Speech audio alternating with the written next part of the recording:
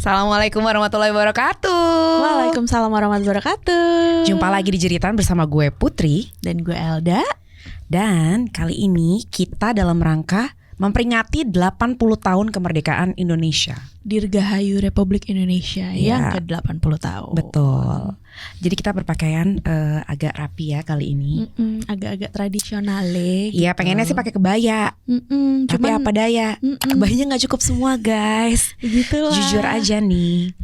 Jadi kan sekarang karena kita perempuan-perempuan, gue mau merefresh sedikit pelajaran sejarah yang berhubungan sama pahlawan perempuan. Tapi disclaimer, tidak ada di dalam buku pelajaran kayaknya yang iya, kita bahas. tapi kalau misalnya kita ngomongin pahlawan perempuan, di kepala lu pop up siapa? Kartini lah pasti. Ya Kartini, Cut Nyadin, ya kan? Itu pasti yang top-topnya yang muncul itu. Tapi kalau misalnya kita sebut misalnya Kamala Hayati, nggak tahu gue. Nggak tahu. Gue taunya biasanya tuh Lelah Hayati gitu. Nyonya Supeni, ya kan? Nah, pernah dengar nggak kalian kalau ternyata selain Cut Nyadin di abad ke-15-16 tuh ada pahlawan dari Aceh, perempuan yang udah memimpin 100 kapal perang dan berhasil membunuh tentara Belanda, komandannya loh, dengan tangannya sendiri, Bo. Kenapa nggak masuk ke dalam buku sejarah? Yes, 15-16 Masehi loh, jauh sebelum Cut Nyadin. Terus jauh sebelum Raden Ajeng Kartini, ada juga, ya kurang lebih di masa-masa yang sama ya, itu ada juga ratu dari Jepara yang sangat ditakuti oleh Portugis. Jepara juga ya? Jepara memimpin armada laut terbesar di Asia Tenggara pada masanya. Asia Tenggara, bukan hanya lingkup Indonesia ya? Atau tahu nggak kalau ada duta besar pertama di dunia perempuan itu berasal dari Indonesia. Pertama di dunia ya guys. Nah, oke. Mari kita mulai pelajaran kali ini. The floor is yours. Silahkan dimulai. Jadi hari ini kita akan menelusuri cerita-cerita para jejak sejarah dari perempuan-perempuan hebat di masanya. 4 kisah yang jarang diceritakan, 4 perempuan Indonesia yang menorehkan sejarah di laut dan udara serta di meja-meja diplomasi, ya kan? Ya kalau boleh jujur sebenarnya itu cikal bakal dari identitas wanita-wanita atau perempuan-perempuan Indonesia yang sebenarnya hebat gitu kan. Tapi sayang sekali kalau kita cari buku sejarah yang nggak keluar gitu loh. Atau mungkin ada nggak sih kayak sedikit, mungkin kayak cuman ada namanya tapi benar-benar nggak detail gitu loh dijelasinnya di buku sejarah, atau emang nggak ada sama sekali? Beberapa sih emang nggak dijelasin, nggak ada pelajaran tentang ini. Oke, malah justru yang satu ini sampai dilaguin sama Iwan Fals. Malah Hayati judulnya. Dirilis oleh Om Iwan pada tahun 2010. Sebelum beliau dinobatkan menjadi pahlawan nasional tahun 2017. Jadi Kamala Hayati dinobatkan menjadi pahlawan nasional tahun 2017. Sebelumnya udah dibikin lagu dulu sama si Om. Nih tapi liriknya nggak pakai nada ya. Jadi dari tanahmu hai Aceh lahir perempuan perkasa, bukan hanya untuk dikenang, tapi dia adalah Panglima Laksamana Jaya. Memanggil kembali untuk berjuang, dia perempuan Kumala. Alam semesta restui, lahir jaya berjiwa baja. Laksamana Malahayati, perempuan kesatria negeri. Itu penggalan liriknya ya dari Om Iwan Fals ya. Gokil gak sih? Gokil sih. Bahkan jujur kita sebelum research aja juga memang ya gak kosong aja, nggak tahu sama sekali. Makanya kita belajar bareng-bareng. Laksamana Kamala Malahayati itu justru namanya lebih bergaung di dunia internasional. Padahal kisahnya tuh hebat banget dan menginspirasi. Bayangin ya, Aceh akhir abad 16, ya kan, di laut, di kapal yang segitu besarnya, ya kan, di Teluk Krueng Jaya, di geladak kapal utama itu yang berdiri bukan seorang laki-laki, tapi perempuan bersenjata tombak. Krueng Raya. Tadi aku bilang apa? Krueng Jaya. Krueng Raya. Namanya adalah Kamala Malahayati. bukan perempuan biasa, jadi beliau adalah bangsawan. Dididik secara militer oleh orang tuanya di Akademi Militer Mahat Baitul Maqdis, tempat para perwira masa depan ditempa di sana. Jadi semua tuh ceritanya bermula ketika suaminya gugur melawan Portugis pada perang di perairan Selat Malaka. Tapi kalau orang misalnya dalam masa berduka itu benar-benar butuh waktu lama untuk bangkit, Malahayati nggak. Dia langsung bangkit dengan bantuan Sultan Al-Mul Kamil. Dia mengumpulkan semua janda-janda prajurit perang yang kurang lebih berjumlah sampai dengan 3.000-an lah, 2.000-3.000-an prajurit yang terdiri dari janda-janda yang suaminya tuh pada meninggal di medan perang ya. Pasukannya bernama Inung Bale. Jadi bukan hanya simbol, pasukan ini tuh benar-benar nyata. Jadi lo bayangin dong, ribuan perempuan ya kan, berani mati, pegang senjata. Saat itu senjatanya bukan senjata api, tapi tombak gitu. Terus udah gitu mereka benar-benar yang ya udah terlatih di akademi tersebut, serang. Bayangin aja, di bawah komando Malahayati, Kesultanan Aceh memiliki lebih dari 100 kapal perang. Ya kan? Mereka bukan hanya menjaga pelabuhan, tapi juga menyerang kapal-kapal asing yang mengancam. Jadi kapal-kapal asing yang mengganggu perdagangan nih disikat semua. Puncak kisahnya terjadi pada 11 September 1959. Kapal Belanda yang dipimpin oleh Cornelis de Houtman mencoba masuk kan. Gagal negosiasi, pertempuran pecah. Sorry. Di tengah kekacauan, Malahayati langsung nih serang langsung kan ke kapal musuh. Sikat tuh de Houtman. Duel, die. Padahal sebenarnya kalau misalkan gue inget-inget sekilas tuh kayaknya Cornelis de Houtman tuh namanya lumayan besar. Kan lumayan ada di besar. mana-mana dan ada di buku-buku sejarah kan. Nah, kenapa dia meninggalnya akibat siapa itu nggak masuk ya? Betul. Ya lagian kan soalnya kita kan dari zaman kita, gue SMA 1999 ya. Terus sampai ke lu aja kan buku sejarahnya ganti berapa kali? Emang kita udah masuk yang era ganti-ganti ya? Udah. Kita kan cuma beda berapa tahun nih sebenarnya? 4. Aduh gatel. Itu juga bukunya ganti-ganti. Nah di buku itu ya ganti ya mungkin tapi makin itu disimplify. Ya kan itu aja isinya. Tokoh-tokohnya. Tokoh-tokohnya itu aja dan ceritanya semakin sederhana, disederhanakan kan. Nah coba deh. Apa? Nggak, coba gue mau minta nih orang-orang Aceh mungkin ya. Ya boleh. Subscribers kita nih yang di Aceh, coba komen deh. Kalian pernah nggak sih dengar-dengar gitu tentang si pahlawan bernama Kemala Malahayati ini gitu? Apa mungkin kita yang cuman karena kita dari luar Aceh makanya kita nggak tahu, atau orang Acehnya sendiri pun sebenarnya nggak tahu kalau ada pahlawan wanita nih bernama Kemala Malahayati gitu. Ya kan, karena kan dia menjadi apa ya, benar-benar pelopor gitu loh. Sementara kayak setelahnya gitu, kalau kita berbalik lagi misalnya ke era Raden Ajeng Kartini, itu kan perempuan tugas lo di dapur. Padahal way long before Raden Ajeng Kartini tuh udah pakai tombak, Bo. Iya benar. Gitu, gue juga mau sih kalau bisa pakai tombak tuh. Iya, kayak Wonder Woman. Jadi kalau misalnya zaman dulu aja 15 Masehi perempuan udah bisa perang mengalahkan penjajah. Coba deh, kita yang bergelar S1, S2, S-Dungdung mungkin bisa berperang melawan apapun itu yang sedang dihadapi gitu kan. Di era digital ini gitu. Coba komen siapa kira-kira menurut kamu yang cocok untuk dinobatkan menjadi the next Malahayati. Mungkin dengan sequence yang berbeda ya dengan era sekarang ya, era digital gitu. Ternyata nih di asalku tuh di daerah mana, di pelosok atau di mana yang kita nggak tahu. Tulis sekarang kan pahlawan sebenarnya tidak harus mengalahkan prajurit atau pasukan atau apa kan. Maksudnya dia melakukan sesuatu yang, karena banyak banget unsung hero kan sebenarnya.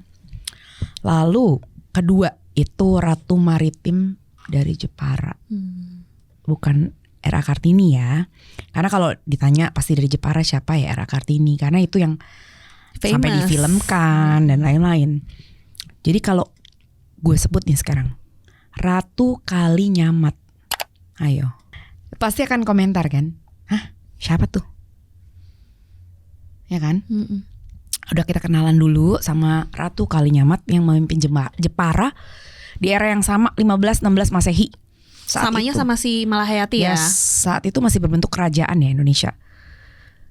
Nama aslinya adalah Retna Kencana, putri Sultan Trenggono, Raja Demak. Nah dia dinikahkan tuh dengan Pangeran Kalinyamat. Jadi bertitel Ratu Kalinyamat. Kalinyamat bukan sekedar penguasa wilayah kecil, dia penguasa maritim yang memiliki armada laut terbesar di Asia Tenggara Pada zamannya. pada zamannya. Nah lagi-lagi momennya tuh suaminya dibunuh, lalu rage-nya berubahlah menjadi tenaga kan. Jadi dia bersumpah balas dendam, bukan hanya diam-diam tapi mengirim pasukan Malaka untuk menghantam Portugis. Nah ini pembalasan dendam in a good way ya. Yes. Catatan Portugis menggambarkan dia sebagai Rainha Poderosa Erika, ratu kaya dan berkuasa. Mereka tuh takut gitu loh. Bukan hanya karena jumlah kapal dan prajuritnya, tapi tekadnya. Ya itu. Ya karena rage itu dibakar api dendamnya itu kan. Ekspedisi Kalinyamat mencapai ratusan kapal membawa ribuan prajurit. Di mana dalam era tersebut banyak kerajaan-kerajaan Asia Tenggara yang tunduk pada Eropa, kecuali mereka. Dipimpin perempuan loh. Tapi nggak mau tunduk lah sama Eropa gitu. Jadi sebenarnya saat itu juga udah menjadi simbol bahwa Nusantara juga punya penguasa yang bisa menentang kekuasaan global. Dari dulu aja udah gitu loh. Yes. Kenapa sekarang jadi lembek? Nah, ironisnya Sama kekuatan global. udah cukup. Cut. Ironisnya sampai sekarang dia belum diangkat menjadi pahlawan nasional. Coba nih ya kalau ada orang pemerintahan nih yang denger nih, coba tolong deh. Ini kayaknya lebih perlu diberi apresiasi deh. Ya, dibandingkan dengan tiba-tiba viral-viral enong-enong lah. Iya. Atau siapa bikin apa ngapain, atau misalnya si Princess Thea datang ke Met Gala lah, tiba-tiba kan ya kan mendingan ini udah jelas. Terus udah gitu ya lucu lah, maksudnya kayak gitu-gitu tuh juga nggak diberitakan gitu. Karena kalau misalnya searching gitu, riset juga bahannya nggak terlalu banyak dan itu aja gitu loh. Jadi Ya nggak detail gitu ya. siapa tahu ada keluarga mungkin keluarganya, keturunannya, keturunan Orang-orang Jepara. keberapanya boleh yang mau nge-spill, kasih tambahan buat kita. Karena beliau itu menjadi Kanjeng Ratunya tuh menjadi legenda setempat gitu. Jadi ya mungkin orang Jepara asli ya lebih kenal. Paham. Nah itu kan udah ya bagian kerajaan. Sekarang aku berikan bagian diplomasi awal kemerdekaan ke kamu. Nah, iya jadi karena dari tadi itu kita udah bahasnya dari zaman-zaman kerajaan dan kesultanan ya. Nah, ini tuh kita loncat nih ke pertengahan abad 20 di mana Indonesia tuh baru merdeka. Jadi nah namanya kita negara yang baru aja merdeka ya. Memang tantangannya itu nggak lagi sekedar untuk ngusir nih para penjajah dari tanah air. Yes. Tapi juga ngeyakinin dunia nih kalau misalkan kita itu adalah sebuah negara yang sah gitu. Nah disinilah kayak yang tadi lo bilang itu Nyonya Supeni tampil. Nah Nyonya Siapakah? Supeni ini berasal dari Blora. Lahir tahun 17. Oh dia lahirnya 17 Agustus tahun 1917 di Tuban. Berarti ketika kita memperingati kemerdekaan, ini juga kita berbarengan dengan memperingati hari lahirnya si Nyonya Supeni ini. Nah, perempuan yang kerap disapa Nyonya Supeni ini memiliki sifat idealis yang begitu kuat di dalam dunia politik. Nah, dia tuh udah berpolitik sejak umur 14 tahun. Kita 14 tahun ngapain? 14 tahun tuh berarti kita SMP. SMP. Main Nintendo kayaknya deh. Betul. Nah terus udah gitu bahkan berdasarkan sebuah sumber nih, dia tuh pernah dikeluarin dari sekolah karena udah aktif berpolitik gitu. Mungkin takut kali orang sekolahnya Kritis ya. soalnya kan. Susah loh ngadepin anak yang kritis itu. Apalagi di zaman dulu di mana perempuan itu tidak boleh bersuara seharusnya. Kamu diam aja di rumah, bikin teh, masak. Zaman dulu. Iya kan? Emang sekarang enggak? Sekarang. Nah, Nyonya Supeni ini juga mendapatkan kecaman dari politike nanti Pak editor coba ditulis ya karena bahasa Londo sulit. Pokoknya PID atau Badan Intelijen Politik Pemerintah Kolonial Belanda karena keberaniannya dalam berpolitik. Nah, perempuan pendiri Partai Nasional Indonesia ini tuh jenius mengantarkan PNI memenangkan pemilu pada tahun 1955. Strateginya adalah dengan menetapkan wilayah pemilu di Pulau Jawa yang terbanyak penduduknya pada saat itu. Yes. Nah, lalu ia mendekati para pemuka agama di Jawa. Terus Ibu Supeni juga menggunakan Soekarno yang kala itu sebagai simbol partai PNI dan berhasil mengantongi 20% suara dan memenangkan pemilu. Jadi ya Presiden Soekarno itu salah satunya ada andilnya si Nyonya Supeni ini gitu atas kemenangannya ternyata kan. Dan dari dulu juga udah pinter. Maksud gue pakai strategi untuk megang pemuka-pemuka agama. Hingga saat ini juga masih kan ya. Masih. Pemuka agama tuh berpengaruh ya. Ya pokoknya isu agama lah yang diangkat. Ya, pinter ya. Dari dulu udah pinter nih. Bayangin nih udah yang sekarang dilakukan tuh ternyata cikal bakalnya dari dulu tuh dan perempuan loh. Gitu. Ini ya dia bisa mikir jauh gitu. Yes. Enggak dong. Bu Suri siapa tuh? Tidak berhenti di politik dalam negeri aja. Supeni Pujo Buntoro dipercaya sebagai duta besar keliling, ambassador at large. Wow. Tugasnya berkeliling dunia, menemui kepala-kepala negara, menjelaskan kepada dunia internasional bahwa Indonesia adalah negara merdeka yang layak diakui dan dihormati. Itulah perjuangan untuk memberitakan ke seluruh dunia kalau Indonesia itu udah merdeka dan adalah negara yang sah. Yes. Gitu. Cita-cita gue dulu tuh. Oh ya, kenapa nggak dilanjut? Ceritanya plot twist. Namanya hidup ya selalu ada plot twistnya gitu. Next. Ia tuh hadir di ruangan-ruangan perundingan yang sebagian besar tuh diisi diplomat laki-laki. Ya pastilah. Pemerintahan pada saat itu pasti isinya cowok semua kan. Dia berbicara dengan percaya diri dan meninggalkan kesan kuat bahwa bangsa Indonesia itu tuh punya wibawa. Kemana sekarang? Pengiriman Supeni sebagai salah satu utusan perempuan membuat Indonesia dikenal di mata dunia. Di saat negara lain masih terbatas menampilkan wajah perempuan dalam citra politiknya. Nah, Supeni menjadi satu-satunya perwakilan perempuan yang memimpin delegasi di London pada tahun 1957 yang membuat Ratu Elizabeth II kagum. Mungkin dia kayak sama-sama ngelihat perempuan gitu. Dan kalau bisa dilihat gitu ya, kalau misalnya kita nge-search, itu dia hadir dalam bentuk perempuan Indonesia yang berkebaya, disanggul gitu loh. Maksudnya bukan yang lo masuk ke kancah internasional terus menanggalkan atribut identitas Indonesianya. Jadi tetap menjunjung tinggi. Tapi kalau untuk itu tuh gue mulai salut ya. Kayaknya zaman sekarang itu memang banyak perempuan-perempuan Indonesia yang kalau ke kancah internasional justru dengan bangganya menunjukkan identitas Indonesia gitu. Misalkan kayak Agnes Mo dengan semua penampilannya dia di luar negeri, terus dia pakai batik lah segala macam, itu udah mulai oke sih kalau gue bilang. Nah, balik lagi, nggak hanya nih Ratu Elizabeth II yang kagum, tetapi di masanya itu dia berhasil menginspirasi banyak wanita karena peran dan aksinya dalam menyetarakan nih kedudukan pria dan wanita, dan mengajak wanita untuk ikut kontribusi dalam beraksi dan membuat suara perempuan agar didengar di dunia politik, khususnya di Indonesia dan di kancah internasional. Keren banget sih. Nah, tapi nih plot twistnya tetap kalau di negara Konoha kok justru khususnya ada wanita yang berprofesi sebagai ibu rumah tangga malah tidak berarti pendapatnya karena kita tahu apa katanya. Komen Bu Ibu. Tahu apa lo? Menjerit dong di komen. Semua menjerit. Gitu. apa sih yang Lo mau menyuarakan apa ya? Ayo suarakan. gitu. Ya kadang-kadang ya memang nggak langsung didengar ya, karena kan butuh.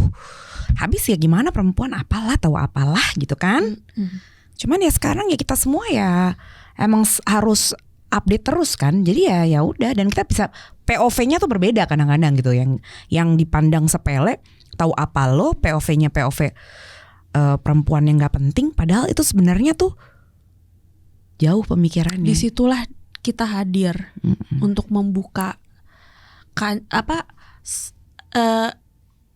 membuka istilahnya Hasanah, tuh, apa sih? itu membuka hasanahnya, membuat cakrawala yang berbeda. Ibu-ibu gitu, biar kita tuh tidak dianggap kalau ibu rumah tangga itu nggak ngerti apa-apa. Ya. Karena gini deh, kalau gue jadi menggebu-gebu nih kan, Langsung semangat kayak, kemerdekaan.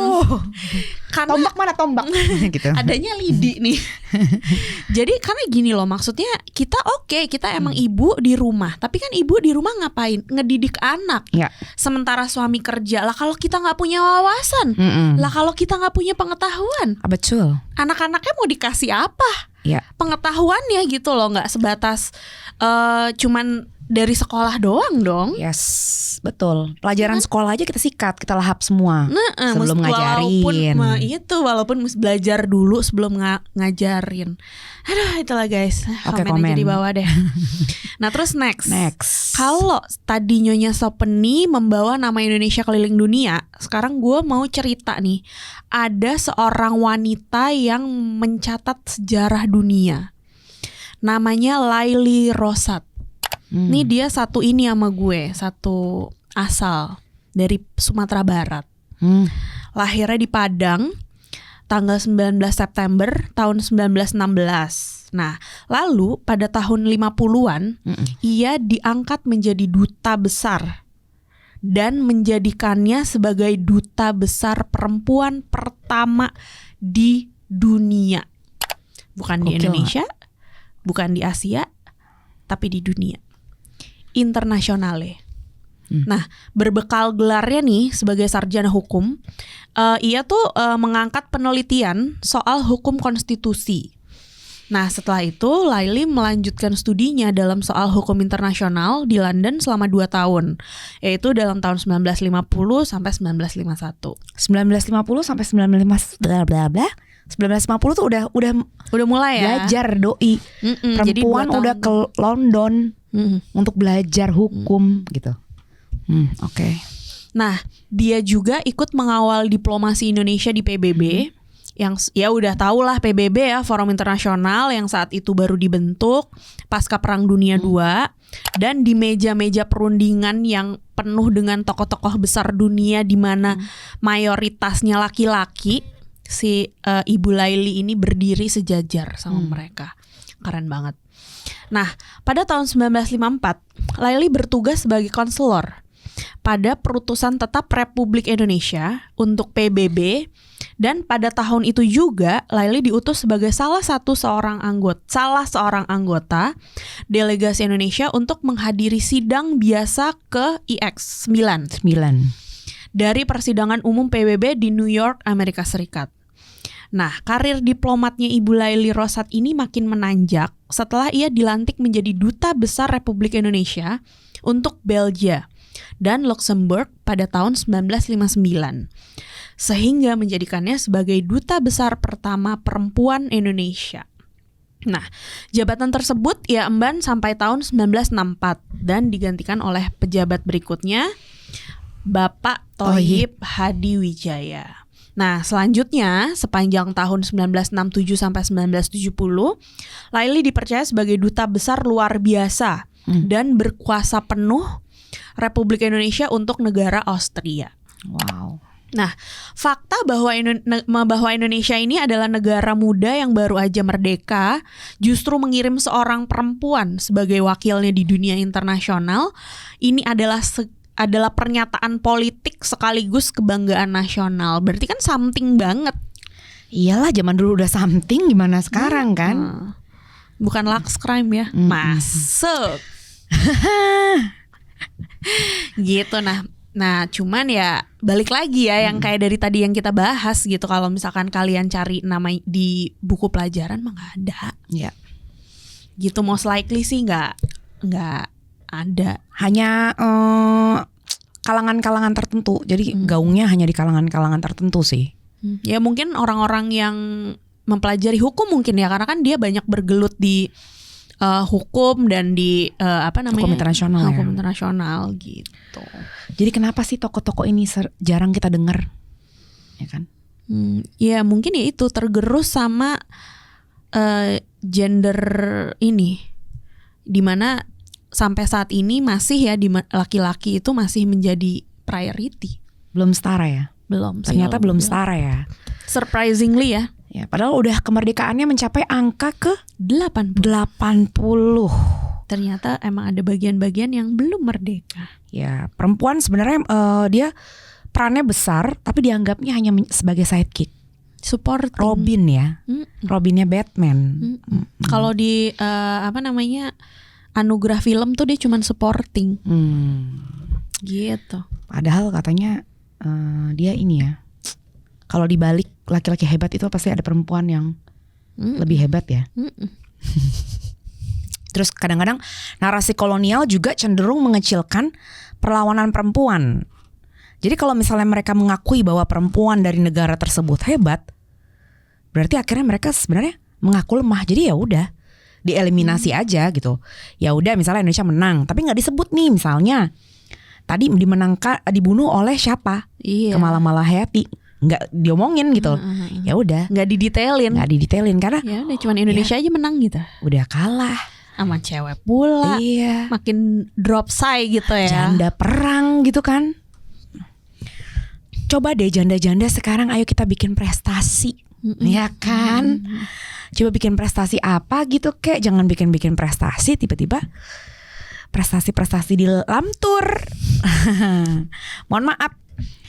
Bukannya gue gimana-gimana ya, banyak juga sih emang yang struggling ya, single parent, keren banget sih emang mereka. Tapi yang dimana kita mungkin nggak bisa relate ya, perjuangannya sendiri. Cuman sayangnya banyak sekali yang justru malah yang namanya jadi miring, ya kan, jadi nggak wangi. Padahal kan sebenarnya mereka tuh pejuang ya. Pada saat lo udah sendirian, seharusnya lo sepasang, lo sendirian, lo jalan sendiri, membesarkan anak-anak lo, misalnya dengan susah payah. Tiba-tiba ini tuh nggak ketahuan, nggak kedengeran, nggak kelihatan terjangnya, nggak wangi namanya, malah akhirnya jadi bau ikan asin sama yang lain-lain ya kan. Terus kadang-kadang ya kita tuh udah disuapin aja dengan nama-nama populer. Jadi lupa sama yang betul. kecil-kecil. Oke lah, saatnya mengembalikan nama mereka ke panggung sejarah. Jadi tadi Kamala Hayati, Ratu Kalinyamat, Nyonya Supeni, dan Ibu Laili Rosat. Itu coba kita gali lagi lebih dalam. 4 nama, 4 kisah. Cuma 4 dari ribuan jutaan mungkin bukti bahwa perempuan Indonesia dari dulu punya kekuatan untuk memimpin. Tidak hanya di medan perang, tapi juga di meja diplomasi. Oke. Komen kalau ada ternyata yang lain-lain yang kelewat dan kita nggak tahu banyak sih pasti. Tapi please banget, please berikan kita insight. Ya, oke. Untuk lebih bisa menggali. Sebenarnya nggak cuman mungkin karena ini kita cewek-cewek ya dijeritan gitu, emak-emak gitu. Tapi sebenarnya yang cowok-cowok juga banyak yang nggak kesebut-kesebut, yang pahlawan yang sekarang hidupnya susah. Itu tuh sayang banget sih gitu loh, yang katanya Indonesia adalah negara yang menghargai pahlawannya gitu loh. Ya udahlah, daripada kita makin panjang, makin serem, makin ngeri ya kan. Kita sudahi. Terima kasih yang udah nonton sampai saat ini. Thank you juga yang udah subscribe. Nah yang belum, yang nonton-nonton doang tapi gak dipencet Bo ya, tolong. Gratis loh mencet, cuman klik. Oke. Dipencet, di share. Abis subrek, komen, di share dan komen. Oke. Thank you ya guys. Bye.